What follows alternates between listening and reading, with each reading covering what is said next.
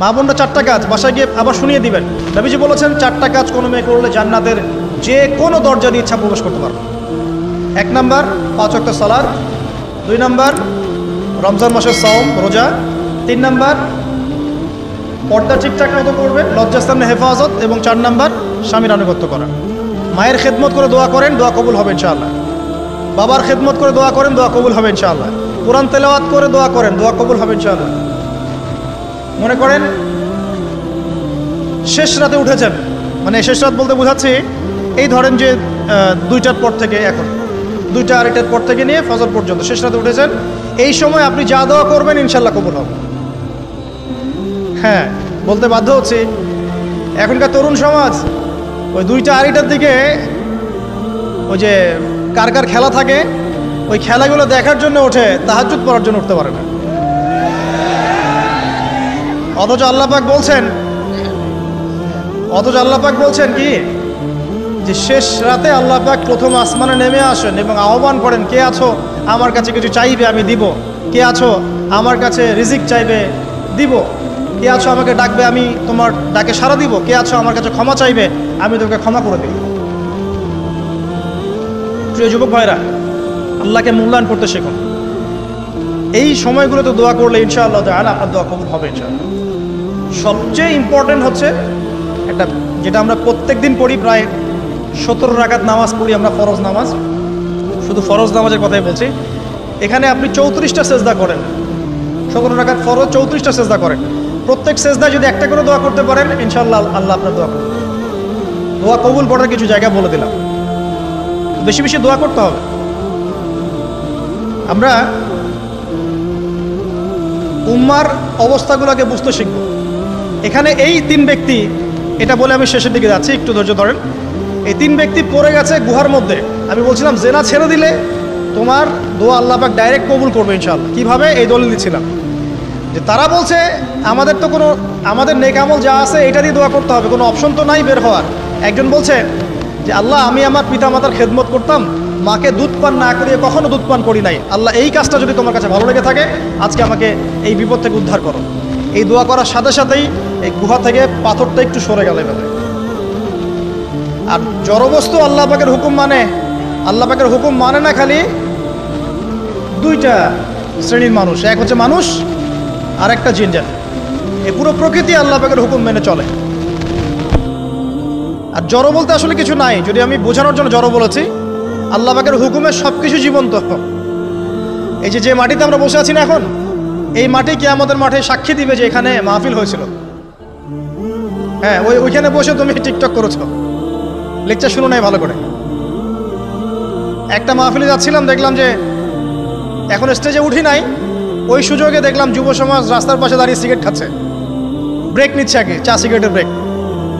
হুজুর আসলে আলোচনা শুনবো। এখানে এসে যদি আমরা মানে কোরআন সুন্নাহর বাইরে কোনো কাজ করি, এই মাটি আবার সাক্ষী দিবে। এটা দলিল কোথায় আছে? সূরা জিলজাল পড়ে দেখবেন। সূরা জিলজালের মধ্যে দলিল আছে যে আল্লাহ পাকের হুকুমে এই জমিন কথা বলবে ইনশাআল্লাহ, আল্লাহ পাক হুকুম করলে। জি, তো একটু সরে গেল ওই পাথর। তারপরের ব্যক্তি দোয়া করছে, আল্লাহ আমার একজন কাজের লোক ছিল, সেই কাজের লোক কিছু টাকা পেত, টাকা না নিয়ে বেচারা চলে গেছে, আমি ওই টাকা দিয়ে কিছু পশু কিনেছি, এই পশুগুলো কিনে আমি পালন করেছি। অনেক দিন পর সেই ব্যক্তি এসেছে, আমার টাকা দাও। তখন আমি বলেছিলাম যে এই যতগুলো পশু দেখছো সব তোমার। সেই লোক বলছে আমার সাথে কি ঠাট্টা করছো? বলছে না, ঠাট্টা করছি না, তোমার টাকা দিয়ে আমি পশু কিনেছিলাম, এই প্রজনন হতে হতে হতে আজকে এতগুলো হয়েছে, সব তোমার, নিয়ে যাও। আল্লাহ কলিজা দেখেন, আসলে দান করার জন্য কলিজা লাগে, টাকা লাগে না। আল্লাহর পথে দান করার জন্যে কলিজা লাগে, টাকা লাগে না। আর কিছু মনে করবেন না, আমি বিভিন্ন মাহফিলে যাচ্ছি, একটা কমন দৃশ্য দেখি এই কালেকশনের। আমার জানা নাই যে এভাবে নাম লিখিয়ে কোনো কালেকশন নবীর যুগ থেকে হয়েছে, আমার জানা। বরং কতটুকু দিয়েছে এটা গোপন রাখলেই ভালো। কে দিয়েছে, কত দিয়েছে জানানোর কোনো দরকার নাই। দিয়েছে, নিয়ে চলে আসবেন, শেষ। আমরা কাকে সন্তুষ্ট করার জন্য দেই? আল্লাহ জানলেই তো যথেষ্ট। কি দরকার জনগণ জানতেই হবে আমি 5,000 টাকা দিয়েছি? এতে আমার লাভটা কি?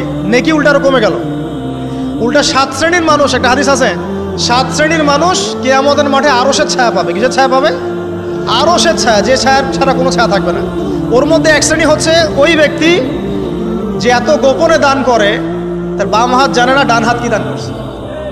এই ব্যক্তি আরশের ছায়া ছায়া পাবে ইনশাআল্লাহ। তো দুনিয়া যদি উদ্দেশ্য থাকে, নাম প্রকাশ করা জাহির করার উদ্দেশ্য থাকে, বা যদি এমন হয় যে এখানে লৌকিকতা উদ্দেশ্য থাকে, নেকি নষ্ট হয়ে যেতে পারে, সুযোগ আছে, চান্স আছে। তো এই ট্রেডিশনগুলো বন্ধ করলে মনে হয় ভালো হয়। এটা আমার পরামর্শ, বাকিটা বিবেচনা আপনাদের। আর এই ব্যক্তি বলছে আমি এই সব কিছু দান করে দিয়েছি। দেখেন, দান করতে কি লাগে? কলিজা লাগে, টাকা লাগে না কিন্তু। আসলে দান করতে কলিজা লাগে। অনেক রিক্সাওয়ালাকে দেখেছে আমরা, 100 টাকা দান করে দিল, মসজিদের জন্য দান চাচ্ছে, 100 টাকা দান করে দিল। আর অনেক দেখবেন বিত্তশালী, ঢাকা শহরে যাচ্ছি বনানী গুলশান দিয়ে, দান করতে চাইলে 2 টাকা দিচ্ছে, 5 টাকা দিচ্ছে। এমন হয় না? দান করতে কলিজা লাগে। আর একটা কথা মনে রাখবেন, আপনি যত দান করবেন আল্লাহ আপনাকে তত বেশি দিবেন ইনশাআল্লাহ। ইনশাআল্লাহ আল্লাহ পাকের খাজানা যে এত প্রচুর, আপনি দান করলে কমে যাবে এই চিন্তাই করবেন না কখনো। তবে সবচেয়ে সেরা দান কোনটা জানেন? আপনার প্রয়োজন আছে এখন, এই প্রয়োজনের সময় দানটা হচ্ছে সেরা দান। এবং সবচেয়ে উত্তম খরচ কোনটা? সবচেয়ে উত্তম খরচ হচ্ছে আপনার পরিবারের পিছনে খরচ। আপনার পরিবারের পিছনে খরচটা আপনার সবচেয়ে শ্রেষ্ঠ খরচ।